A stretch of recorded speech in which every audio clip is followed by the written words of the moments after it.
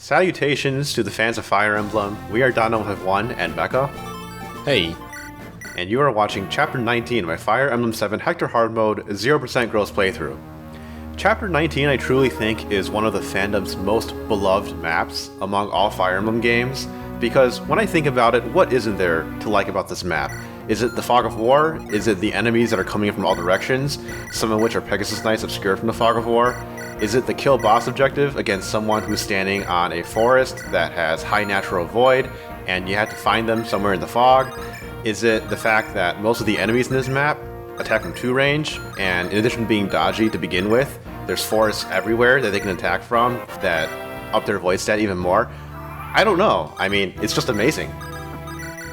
Yeah, I too have really fond memories of this map, especially in a draft race where I would reset on this chapter like 5 times because I screwed up on the enemy control glitch. That is a lot of fun.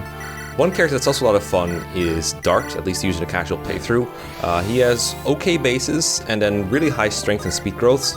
Unfortunately though, his accuracy leaves a lot to be desired, and he gets weighed down by anything heavier than an Iron Axe. And his bases aren't good enough for us to deploy him long term. Hector Hard Mode is pretty stingy with deployment slots. And we get a character later on that can kind of replicate his water walking utility anyway, and there's not that many uses for it to begin with. So unfortunately this is going to be the only chapter where he's here, but he can be used to distract enemies sometimes, and he's particularly adept at dealing with Pegasus Knights, but we mostly want Raven to do that, because we want Raven to get a lot of XP in this chapter. So because this is an LTC playthrough that's been meticulously planned out, of course we know where everything is, including where Uhai's hiding. He's in the bottom right corner of the map, in the fog, holding a killing edge, and it's Marcus's solo mission in this chapter to seek him out and to kill him. But on the first couple of turns, Marcus does need a little bit of support, because based on our starting positions, the fastest way to get to Uhai is to plow through that center island after knocking down 2 snags. The problem is that there's a ton of enemies in that area, and because the snags are 1-tile wide choke points, Marcus is prone to getting blocked. So we had to do a couple of things. We sent Lowen to trail Marcus, and that diverts a bunch of enemies into attacking him instead, because he is the defensively frailer of the two. And we had also positioned Priscilla in such a way that one of the nomads is going to be lured into attacking her from across a river instead of standing on the snag and attacking Marcus.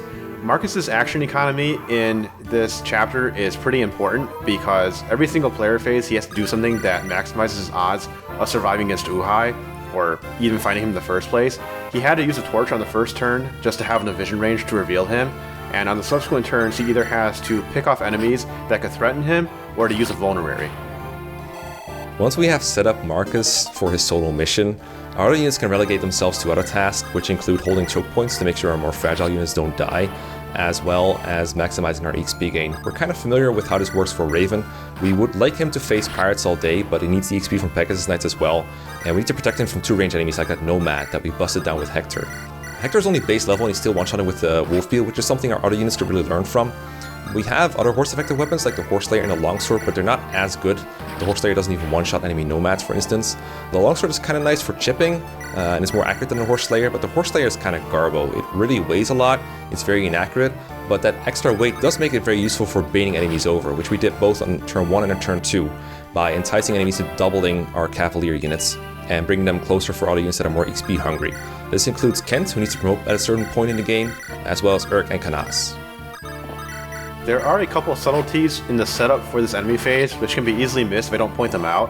Up in Raven's part of the map, we had to egress Hector out of there with Florina after he killed the Nomad, because Hector, Raven, and Dart all ended their turns in range of 2 enemy Pegasus Knights, and even though Hector has the additional defense from the Dragon Shield, he's still the highest priority because his base HP is so low, so in order to direct them into Raven, we had to get them out of there.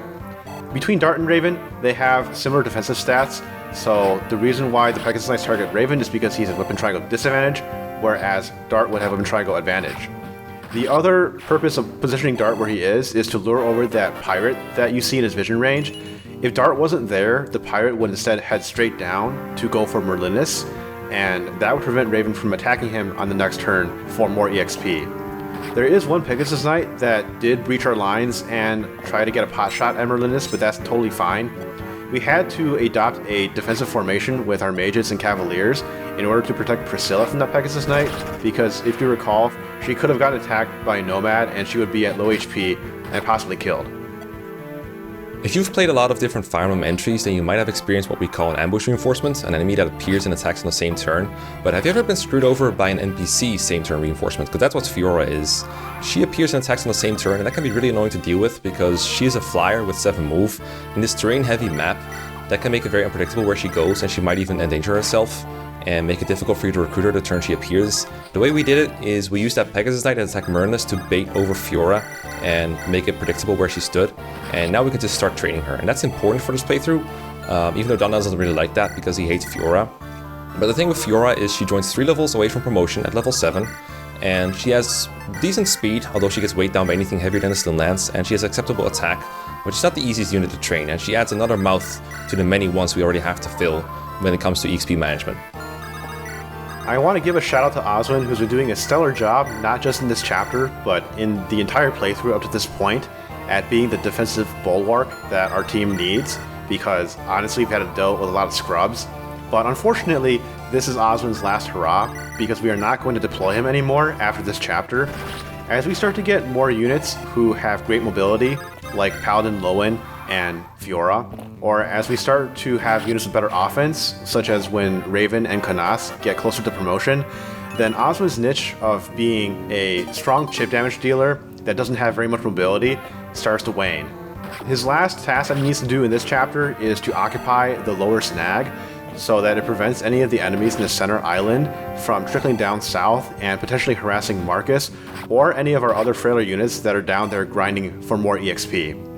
One other thing to note on this enemy phase is we gave Marcus a Killing Edge to equip against a Cavalier, which seems really weird because why bother using such a good weapon against a generic enemy?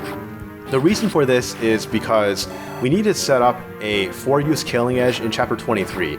It sounds really specific and almost kind of nonsense, but trust me, that's what we're doing. And there aren't enough tough enemies in the game that Marcus needs to reserve his Killing Edge for, that he could get there naturally. So in the upcoming maps, we're going to have Marcus use a Killing Edge against just like random enemies that don't even need a Killing Edge to kill, just to get those uses down.